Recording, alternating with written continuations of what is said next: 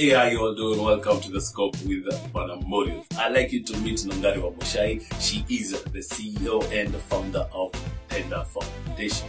Penda Foundation is primarily involved in distributing sanitary pads for young girls in Kenya.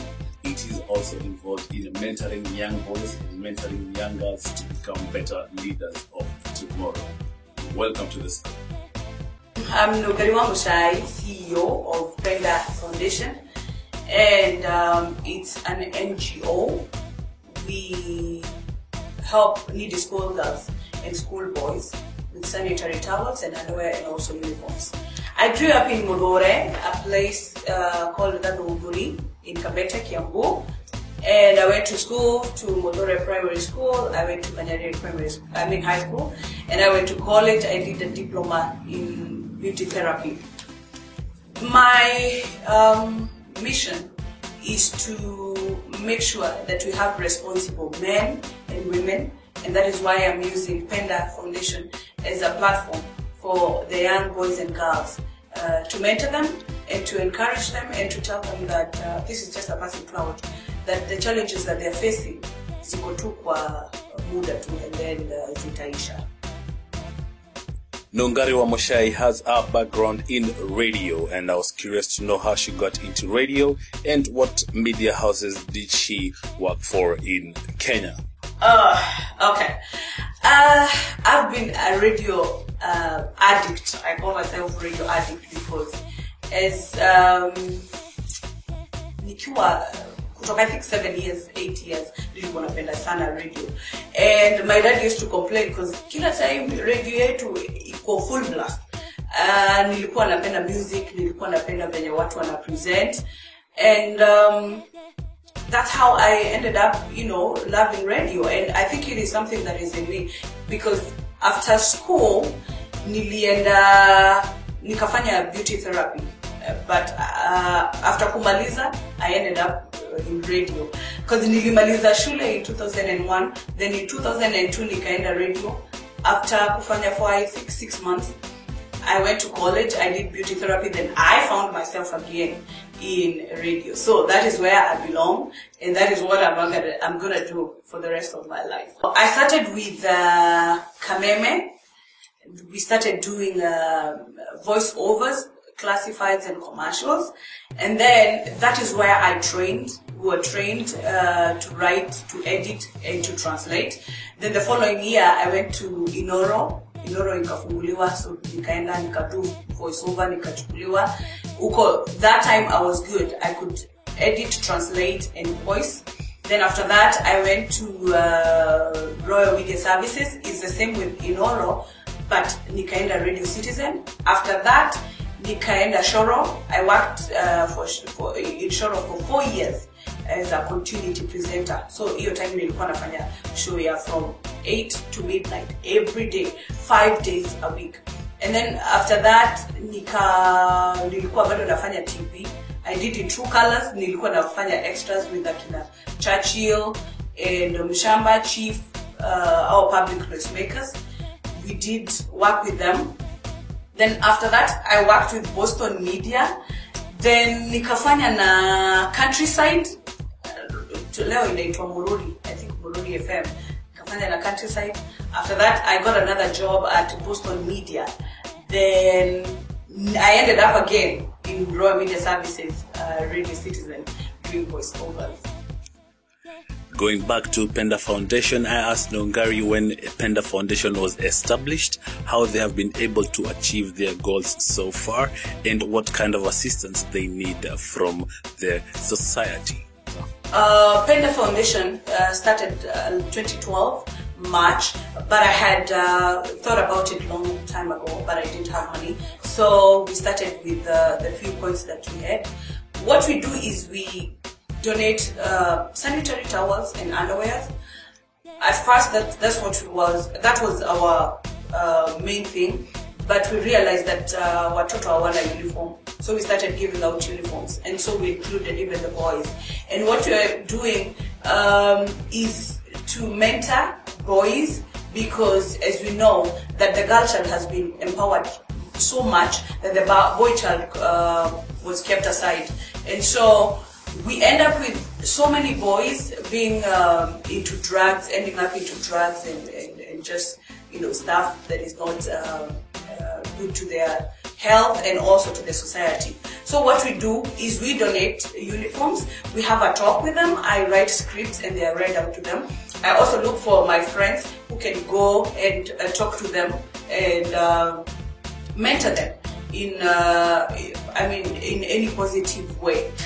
As we know, the government set aside some money for sanitary towels and underwear, but they cut into 2013, 2014. It was cut down to 2 million shillings. So you get that hakuna au watoto hawapati hiyo wana access sanitary towels and underwear. So personally of Penda Foundation, that what we do is we go out there, as much as we are giving the sanitary towels and underwear, tunaongea nao na tunawa encourage na tunapata kujua zile vitu wanataka tuwasaidie.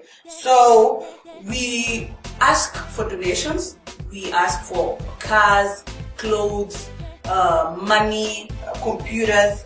You can sponsor a child, anything that will work towards our mission to eradicate poverty, to make sure that these girls and these boys have a conducive environment to thrive in their whatever schoolwork. So that is basically what we do. And people come along. I get people. I like I said, I've been in radio, so I use mostly people who have been in radio or people who have an impact to the society, because when wakiona mtu ako kwa TV na ako kwa radio and then anaongea nao on one, hiyo inawa encourage sana. I asked Nongari what more could be done for the girl child, what more could be done for the boy child, and what increased role do our parents have in upbringing their children. I think the girl child has a lot of advantages, and as much as they have challenges, growing up like menses and all that, people have invested so much into the girl child, anything to do with girl empowerment, watu wako. And so I believe that it's good to go to school, it's good to work hard. It doesn't matter nowadays. Unaona mademu wako kwa corporate ladder, they are doing very well in school. See ile time watu walikuwa wanasema mademu hawajui maths. Hapana, sasa wamejengeruka, kila mtu ana fight and they work hard. For the boy child, I strongly believe that we need to work on that a lot, because so many men end up into drugs and drugs and vitu kama hizo, and that is why personally I think that marriages fail. There's single mothers, they're single parents, because maybe unazana mtu na he's not responsible. So I really would call for everybody to invest sana na how to bring back the boy child. We need to do campaigns, we need to have talks, we need mentors, we need men who have done it, who have made it in life, to go back na tuone ni nini tutafanya ndio. We need those boys. We need responsible men. I think as parents, we have to stand up, we have to fill in the gap, we have to invest in good morals. Kwa watu wetu waongeleshe, we need to have time, we need wala watu wanakaa nao wanakaa aje, are they wana affect positively ama negatively. We need to sit up, we need to have an open talk with the children. Ujue ni nini mtoto anafanya. Kama hako happy, kama unaona mtoto amechange, you need to know as a parent, you need to know what is going on. And I think it's a high time tuache kuogopa. Like, we need to sit to have a real talk. It doesn't matter what is about. Talk about sex, talk about school, talk about their careers, zile interest wako nazo, and make sure that we try to boost them. Out of curiosity, I asked Nongari to compare raising a child in Kenya and raising a child in US, and also to give us what it takes to be successful in media field?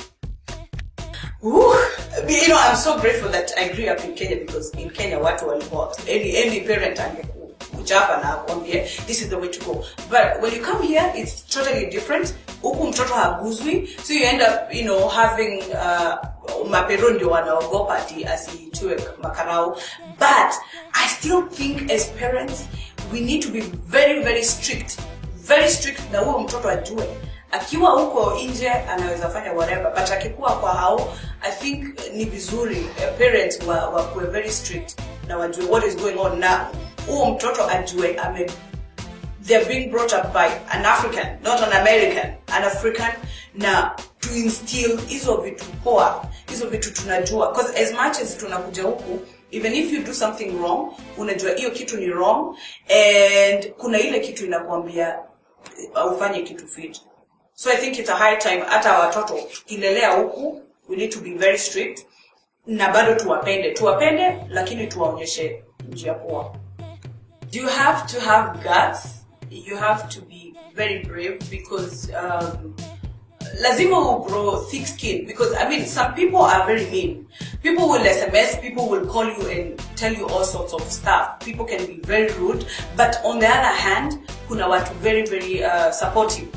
Kuna watu walikuwa wanaandika SMSs and wale my listeners walikuwa wananipenda wana fight back on my behalf. So it calls for you need to be well read, and also lazima ukwe na guts. If you really want it, if you really want to do it, you have to go in na miguu zote mbili, because there are so many challenges. It's not about the name. You can have the name, but you still know how to handle the crowd. So I would tell mwenye nataka lazima ufanye a lot of research, and again ukwe a fast thinker, and also lazima grow thick skin.